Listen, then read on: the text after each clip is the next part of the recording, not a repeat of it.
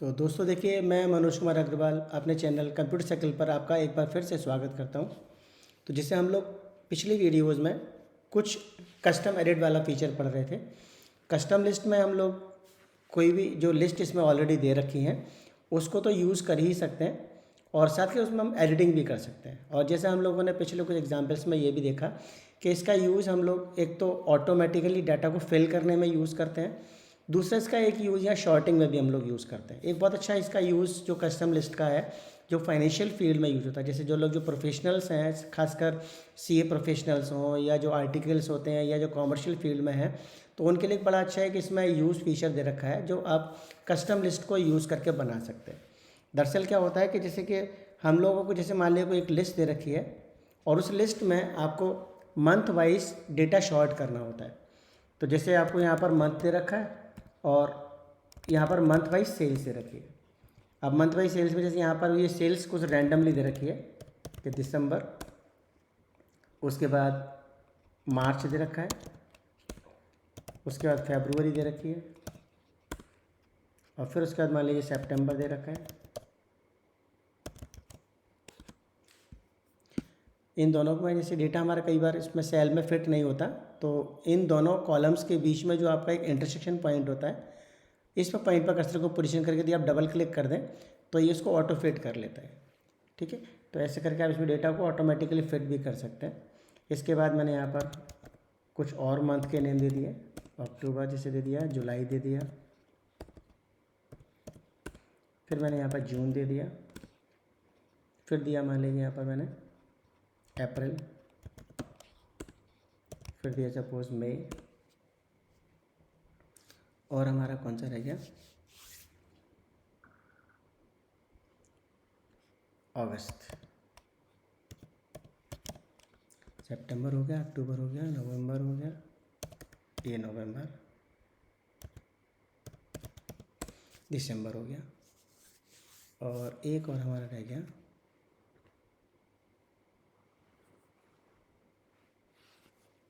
जनवरी, फरवरी, जनवरी। तो ऐसे करके हमारे पास ये मंथ जो हमको एक बिना किसी सीक्वेंस के आपको दे रखे हैं और यहाँ पर उसकी सेल्स दे रखी है।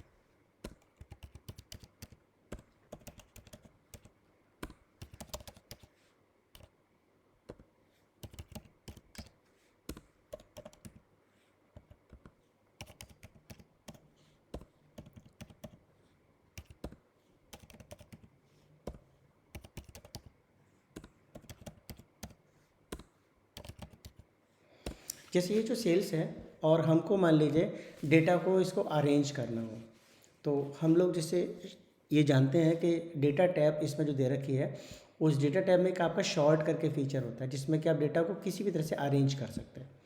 तो यहाँ पर जैसे इस डेटा को हम अरेंज करना चाहें मंथ वाइज, तो आप कहीं पर भी कर्सर को पोजीशन कर सकते हैं। इसमें ज़रूरी नहीं कि आप डेटा को पूरा सेलेक्ट करें, क्योंकि ये डेटा को ऑटोमेटिकली रेक्टेंगुलर फॉर्मेट में सेंस कर लेता है, ऑटोमेटिकली रिकॉग्नाइज कर लेता है कि डेटा आपका कौन सा है। तो कर्सर को सिर्फ बस पोजीशन कर लीजिए और यहाँ पर जब शॉर्ट पे आप क्लिक करेंगे तो ये ऑटोमेटिकली उस डेटा को जो आपका रो एंड कॉलम में दे रखा है उसको अरेंज करने के बाद सेलेक्ट कर लेता है और हाईलाइट करके दिखाता है। और उस हाईलाइट करने में इसमें इसके दो सेक्शंस होते हैं, एक इसमें हेडर सेक्शन, दूसरा आपका डेटा सेक्शन। तो हेडर सेक्शन हमारा डेटा का पार्ट नहीं होता, इसलिए यहाँ पर हम इसको इस ऑप्शन पर टिक कर देते हैं कि माई डेटा हैज़ हेडर्स, क्योंकि इसमें हमारा डेटा जो है उसमें हेडर भी है। कभी कभी हेडर नहीं है तो आप इसको अनचेक कर सकते हैं। तो अभी जैसे मैंने हेडर ले रखा है तो यहाँ पर मैं चेक ही करूँगा, क्योंकि उसका एक एडवांटेज ये है कि आपको यहाँ पर ये नाम भी दिखाता है।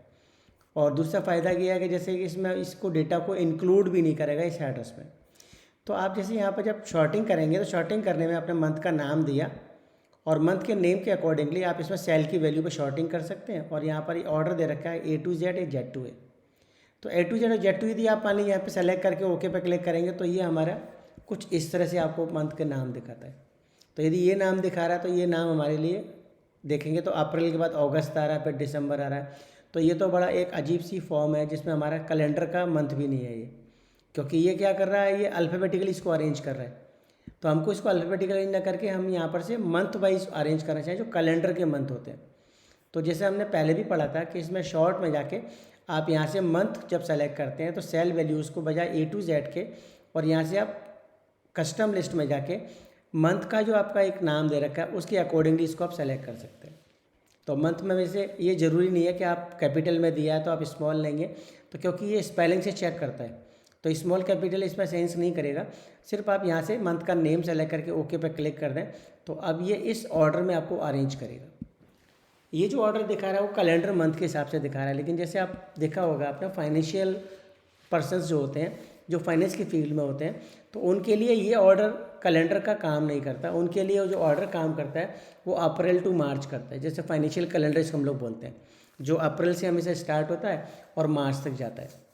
तो ऐसे में हम क्या कर सकते हैं, इसको अप्रैल से मार्च में हम शॉर्टिंग कर सकते हैं। तो उसके लिए आप यहाँ पर सबसे पहले क्या करें, एक कस्टम लिस्ट इसमें ऐड कर लें जो हमारी अप्रैल से लेकर मार्च तक का कैलेंडर की होगी। तो उसके लिए भी जैसे मैं आप चाहें तो यहाँ से फाइल टैब में जाके ऑप्शंस में जाके एडवांस में जाएं और वहाँ से आप जनरल सेक्शन में एडिट कस्टम लिस्ट पर सेलेक्ट करके और वहाँ से लिस्ट को ऐड कर सकते हैं। लेकिन जब आप शॉर्टिंग में यूज़ कर रहे हैं तो आप शॉर्टिंग भी करना चाहते हैं और उसमें कस्टम लिस्ट भी बनाना चाहते हैं, तो आप दोनों काम एक जगह से भी कर सकते हैं। तो इसके लिए देखिए मैं यहाँ पे इसको सेलेक्ट करके यहाँ से इसको डेटा टैब में और यहाँ शॉर्ट सेलेक्ट कर रहा हूँ।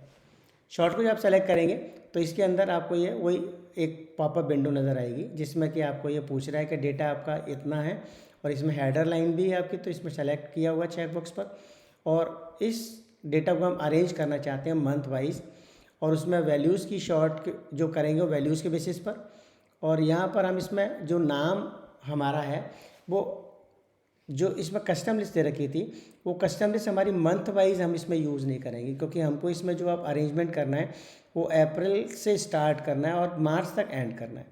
तो वो वाला हमारा इसमें कैलेंडर मंथ इसमें जो दे रखा है वो हमारा इसमें सूट नहीं करता। तो हम यहाँ पर भी इसके फाइनेंशियल कैलेंडर की इसमें एक लिस्ट ऐड कर सकते हैं।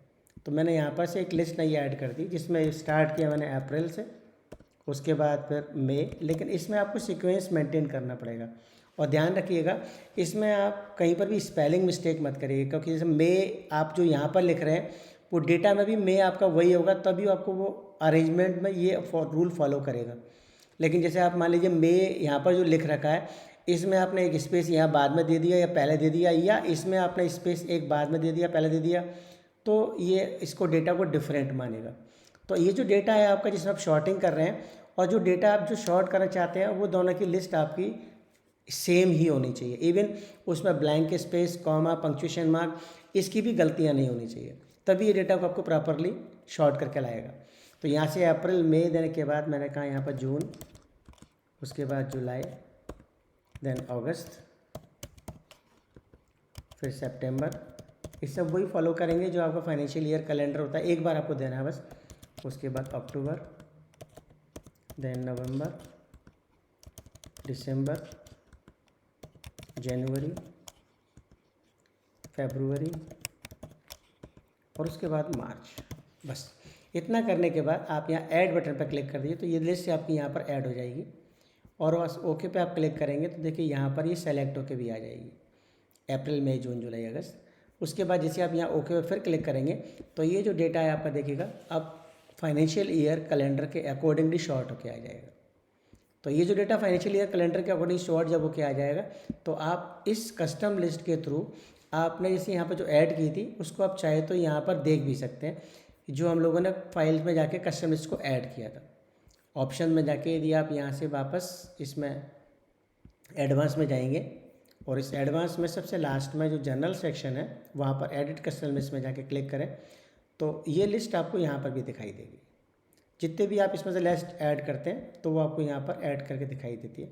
तो आप उस कस्टम लिस्ट वाले फीचर को यहाँ पर भी ऐड करके ला सकते हैं, और आप चाहे तो ड्यूरिंग द शॉर्टिंग आप वहाँ पर भी उसको ऐड करके ला सकते हैं। और ये परमानेंट फीचर है, जब तक कि आप इसको लिस्ट को डिलीट नहीं करेंगे, हटाएंगे नहीं, तब तक आप इसमें से ये आपकी रिमेंड रहेगी। लेकिन आपको जैसे मान लीजिए कस्टम लिस्ट को कभी मॉडिफाई करना हो, हटाना हो, तो वही सेम फीचर है कि आप फाइल टैब में जाके आप ऑप्शन में जाएं और यहाँ से एडवांस फीचर में जाएं, और एडवांस फीचर में जाने के बाद आप यहाँ से कस्टम लिस्ट में जाके क्लिक करें, और उस लिस्ट को या उस पार्ट को आपको हटाना भी हो तो सिंपली बस सेलेक्ट करिए और यहाँ पर देखिए बटन आपको डिलीट भी दिखाई देगा। वैसे मेरे को मान लो परमानेंटली इसको हटाना है, तो मैं अब जब डिलीट कर दूंगा तो एक बार आपको एक कन्फर्म के लिए एक मैसेज पर दिखाएगा पॉपअप में कि लिस्ट बिल भी परमानेंट डिलीट, क्योंकि इसमें अनडू वाला फीचर नहीं है कि आप इसको अनडू करके लाना चाहें तो ऐसा नहीं होगा। तो आप परमानेंट डिलीट करना चाहें तो यहाँ पर आप ओके कर देंगे तो ये लिस्ट आपकी यहाँ पर हट भी जाएगी। इवन आप जैसे में कुछ मॉडिफिकेशन करना चाहें तो यहाँ एडिट करने में भी आप इसको यूज़ कर सकते हैं। चेंज कर दीजिए, अब तो इसको आप यहाँ पर ओके पर जाके सेव कर देंगे तो इस लिस्ट में मॉडिफिकेशन भी कर सकते हैं, उसको आप डिलीट भी कर सकते हैं। तो ये काफ़ी एक यूज़फुल फीचर है जब आप डेटा को शॉर्ट करते हैं या डेटा को उसमें फिल करना चाहते हैं। इसके अलावा देखिए जैसे इसमें हम लोग कुछ कभी बार ऐसा होता है कि कुछ सेल्स इसमें बीच में हम भूल जाते हैं, कभी कभी रो भूल जाते हैं, या कभी कोई हमारी इसमें कॉलम हमको बीच में ऐड करना होता है। तो इसमें आप कॉलम्स, रोज और सेल्स ये आप इंसर्ट भी कर सकते हैं, डिलीट भी कर सकते हैं। तो जहाँ भी आपको कोई सेल मान लीजिए इंसर्ट करना हो, डिलीट करना हो, तो कर्सर को पोजीशन करिए और इस होम टैब में आप देखेंगे तो यहाँ पर एक सेल्स करके ग्रुप दे रखा है। इस सेल्स ग्रुप में जाके आप यहाँ से इंसर्ट बटन पर क्लिक करें तो ये 4 ऑप्शन आपको दिखाई देंगे, इंसर्ट सेल्स, इंसर्ट शीट रो, इंसर्ट शीट कॉलम और इंसर्ट शीट। तो जैसे मान लीजिए आप यहाँ पे इंसर्ट सेल पर क्लिक करेंगे तो ये क्या करेगा, एक सेल इसमें इंसर्ट करेगा। लेकिन जब यहाँ पे सेल इंसर्ट करेगा तो यहाँ पर एक इंसर्ट में करने के बाद इसका एक बिहेवियर पूछेगा आपसे कि जब सेल में यहाँ पर इंसर्ट हो जाएगा तो जो भी करेंट वैल्यू है इसको कहाँ पर शिफ्ट करना है, वो राइट में इधर शिफ्ट करें या लेफ्ट में तो कोई सेल इसका है नहीं, या ऊपर शिफ्ट करें या डाउन शिफ्ट करें। तो यहाँ पर आपको ये ज़रूर इसमें समझना पड़ेगा कि जो ये आपको दिखा रहा है तो ये ज़रूरी नहीं है कि ये ठीक ही ऑप्शन हो। जैसे भी कह रहा राइट, तो यहाँ पर तो राइट में आपको कर देंगे तो ये वाली फिगर आपकी इधर खिसक जाएगी। यदि आप डाउन करेंगे तो ये नीचे मूव कर जाएगा, ऊपर करेंगे तो यहाँ हो जाए, लेफ्ट में हमारे पास कोई जगह इसमें है नहीं। तो आपको यहाँ पर अकॉर्डिंगली सोचना पड़ेगा कि हमको इसको कहाँ लेना चाहिए। तो जो डिफ़ॉल्ट वैल्यू उसको आप एक बार क्लिक करने से पहले समझना है। जैसे मैं यहाँ पर इसको डाउन कर दूँ तो यहाँ पर इन शिफ्ट सेल डाउन में क्या होगा कि जुलाई, अगस्त, सितंबर एक एक सेल नीचे खिसक जाएंगे यहाँ पर, और यहाँ एक ब्लैंक सेल आपका यहाँ इंसर्ट होकर आ जाएगा। तो ऐसे करके आप यहाँ पे कोई सेल इंसर्ट कर सकते हैं। तो देखिए जैसे आपका ये जुलाई नेक्स्ट सेल पर मूव करेगा और यहाँ पर आपका ये सेल नया इंसर्ट होकर आ गया। कभी कभी ऐसा भी होता है कि हमको सेल को इसे इंसर्ट किया उसको हटाना है, तो आप इसका प्रोसीजर भी यही यूज़ कर सकते हैं। जो सेल आपको हटाना है उस पर कर्सर को पोजीशन करिए और इस होम टैब में यहाँ पर डिलीट बटन दे रखा है और डिलीट बटन में जाके आप डिलीट सेल पर क्लिक कर दीजिए। डिलीट सेल पर क्लिक करेंगे तो अगेन यहाँ पर भी वही पूछेगा कि जब ये सेल यहाँ से डिलीट होगा तो ये खाली होने के बाद ऊपर वाले सेल, नीचे वाले सेल को ऊपर लाना है या इस वाले सेल को यहाँ मूव करना है। तो अकॉर्डिंगली आप यहाँ पर भी वही बिहेवियर इसका बता सकते हैं। जैसे मैं यहाँ पर इसको जुलाई को ऊपर ही लाना चाहता हूँ तो ऐसे केस में यहाँ पर शिफ्ट सेल आप ऐसे आप सेलेक्ट कर सकते हैं। ओके पे क्लिक करेंगे तो जुलाई आपका फिर वापस वहीं आ जाएगा। तो सेल को आप बीच में इंसर्ट कर सकते हैं, डिलीट कर सकते हैं। इसी तरह से कभी कभी ऐसा होता है कि हमको यहाँ पे बीच में एक रो इंसर्ट करनी हो तो आप कर्सर को वहाँ पोजीशन कर लीजिए। जुलाई पे से मैंने कर्सर पोजीशन कर रखा है तो यहाँ पर इंसर्ट सेल के बजाय इंसर्ट शीट रो कह दीजिए। तो देखिए जून और जुलाई के बीच में एक नई रो यहाँ पर आपको इंसर्ट करके दिखा देगा। यदि आप मान लीजिए ऐसी कोई रो आपकी इसमें एक्स्ट्रा है उसको हटाना चाहते हैं तो यहाँ पर डिलीट में जाके आप डिलीट शीट रो कह सकते हैं। तो ये पूरी रो आपकी यहाँ से हट जाएगी। ऐसे कभी कभी ऐसा होता है कि हमको इसमें कोई सेल आपको इंसर्ट करना हो, सेल डिलीट करना हो, जैसे हमने यहाँ पर रो इंसर्ट किया, रो डिलीट किया है। लेकिन कभी कभी कॉलम हमको बीच में इसमें इंसर्ट करना हो, जैसे यहाँ पर एक कॉलम दे रखा है, ए और बी के बीच में एक कॉलम यहाँ नया और ऐड करना चाहता हूँ, तो बस सिर्फ कहीं पे भी आप कर्सर को पोजीशन कर लीजिए और यहाँ से आप इंसर्ट में जाके और कह सकते हैं इंसर्ट शीट कॉलम। जैसे इंसर्ट शीट कॉलम कहेंगे तो यहाँ पर जो करंट कॉलम है उससे पहले एक आपका नया सेल, नया कॉलम इंसर्ट होकर आ जाएगा और ये जो करंट सेल है वो आगे राइट में आपका शिफ्ट कर जाता है। तो जैसे कॉलम आपने यहाँ पर इंसर्ट किया, उस कॉलम को मान लो कभी कभी डिलीट करना होता है तो आप यहाँ से डिलीट में जाने के बाद उसको डिलीट शीट कॉलम भी कह सकते हैं। तो आपका कॉलम पर वो डिलीट भी हो जाएगा जो करंट वाला है, और आगे जो शिफ्ट है वो सेल, वो कॉलम आपका लेफ़्ट में ऑटोमेटिकली शिफ्ट हो जाता है। तो ऐसे करके आप यहाँ से एक कोई सेल या कोई एक रो या एक कॉलम उसको इंसर्ट कर सकते हैं, एज वेल एज आप डिलीट भी कर सकते हैं। कभी कभी हमको ज़रूरत इसमें ये भी पड़ती है कि हम कोई शीट को इसमें इंसर्ट करना चाहते हैं तो आप यहाँ पर से इंसर्ट में जाके शीट इंसर्ट भी कर सकते हैं। ये चौथा वाला ऑप्शन दे रखा है इंसर्ट शीट का। तो ये जो शीट करेंट आप देख रहे हैं शीट 5 यहाँ पर, इसमें आपको एक शीट यहाँ बीच में यहाँ एक और इंसर्ट होकर आ जाएगी। तो शीट 5 आगे मूव कर जाएगी, शीट 6 आपकी यहाँ पर आ जाएगी। ठीक है, ऐसे आप एक नई शीट इंसर्ट कर सकते हैं। ऐसे कभी कभी डिलीट करना है तो यहाँ पर डिलीट में भी आपको एक ऑप्शन मिलेगा डिलीट शीट। तो जो करेंट शीट है आपकी उसको आप यहाँ पर डिलीट शीट करेंगे तो वो शीट आपकी डिलीट भी हो जाएगी। ऐसे आप शीट इंसर्ट कर सकते हैं, डिलीट कर सकते हैं। और शीट इंसर्ट डिलीट के अलावा इसमें हम कॉपी पेस्ट भी यूज़ कर सकते हैं। कभी कभी कोई सेल को हमको कॉपी या कट करना होता है तो आप यहाँ से कर्सर को पोजीशन कर लीजिए और जैसे आप कॉपी करने के लिए यूज़ करते हैं कंट्रोल-C, तो जैसे ही कंट्रोल-C करेंगे तो शीट का जो सेल है वो आपका हाईलाइट होके आ जाएगा। और आप कर्सर को जहाँ पर आप पोजीशन कर लें और वहाँ इसको पेस्ट करना चाहें तो कंट्रोल-V यदि आप यूज़ करें, कंट्रोल+V फॉर विक्ट्री वाला, तो ये आपका यहाँ पर पेस्ट होके आ जाएगा। लेकिन इसमें पेस्ट में और पेस्ट में थोड़ा सा डिफरेंस होता है कि जैसे आपने देखा होगा कि जहाँ पर भी आप कंट्रोल-C करके आप पेस्ट करते हैं तो उसके बाद अगली बार वो पेस्ट नहीं होता। यहाँ पर क्या ये जो कट वाला पार्ट है ये आपका या कॉपी वाला पार्ट ये हमारा हमेशा अवेलेबल रहता है जब तक कि आप इसमें एस्केप कीज इसको बंद नहीं करेंगे। तो जैसे मान लीजिए जून मेरे को यहाँ भी चाहिए और फिर यहाँ पर भी यही चाहिए जो कॉपी किया आपने, तो कंट्रोल-V मैं यहाँ पर भी कर सकता हूँ। आप कितनी भी जगह पे जाके कंट्रोल-V कर सकते हैं और ये जब तक आपका हाईलाइटेड है तब तक आप कितनी भी बार इसमें उस सेल की वैल्यू को कॉपी करके ला सकते हैं। आप इसको बंद करना चाहें तो यहाँ से आप एस्केप करके इसको बंद कर सकते हैं। जैसे मैंने कॉपी किया है वैसे ही आप यहाँ पर कट भी कर सकते हैं। किसी एक सेल को आपने यहाँ पर कट कर दिया कंट्रोल-X से आप कट करते हैं और कट करने में भी आपको हाईलाइट करके दिखाएगा। और कर्सर को पोजीशन करने के बाद आप कंट्रोल-V करेंगे तो ये यहाँ से उस वैल्यू को मूव करके ले आएगा। ये कट कॉपी कहलाता है या इसकी वैल्यू का मूव कहलाता है कि वैल्यू को मूव करके ले जा रहा है। लेकिन यहाँ पर आप जब कंट्रोल-V फिर करेंगे तो अब यहाँ पर आपको कुछ नहीं है क्योंकि अब ये वैल्यू यहाँ से मूव करके यहाँ ऑलरेडी शिफ्ट हो गई। कॉपी के केस में ये जब तक हाईलाइट रही जब तक आप इसको एस्केप प्रेस नहीं करते। तो ऐसे आप इसमें से कोई एक सेल की वैल्यू को कॉपी और पेस्ट भी करके ला सकते हैं। इसी तरह से हमने यहाँ पर जो शीट ले रखी हैं इन शीट्स को भी आप इसमें से मूव कर सकते हैं, कॉपी कर सकते हैं। तो कॉपी करना या मूव करना है तो आप सिंपली शीट को यहाँ पर ऐसे सेलेक्ट कर लीजिए और सेलेक्ट करके आप इसको ड्रैग कर लीजिए। यहाँ पर जहाँ भी आप इसको मूव करके यहाँ पर रखेंगे तो वो शीट वहाँ पर आपकी मूव कर जाएगी। ऐसे ही आप यहाँ पर मान लीजिए इसको शीट को मान लीजिए पहले ले आना चाहते हैं तो आप शीट को सेलेक्ट करके आप पीछे ले जाइए तो ये शीट आपकी यहाँ पर मूव करके आ जाएगी। तो शीट को ऐसे आप यहाँ से कॉपी करके ले जा सकते हैं या मूव करके भी ले जा सकते हैं। और नई शीट आपको ऐड करनी तो यहाँ पर आपको प्लस बटन भी दे रखा है तो यहाँ से भी आप इसमें शीट को ऐड करके ला सकते हैं। तो ये जो कुछ फीचर्स हैं इसमें हम लोग सेल, कॉलम, रो और शीट्स इसमें इंसर्ट कर सकते हैं एज वेल एज आप यहाँ पर इसको डिलीट भी कर सकते हैं। तो आज की वीडियो में हम यहीं रखेंगे। देखिए ये जो चैनल है इस चैनल को यदि आपने सब्सक्राइब नहीं किया तो प्लीज़ इसको सब्सक्राइब भी कीजिए और इसको लाइक शेयर भी कीजिएगा। Thank you.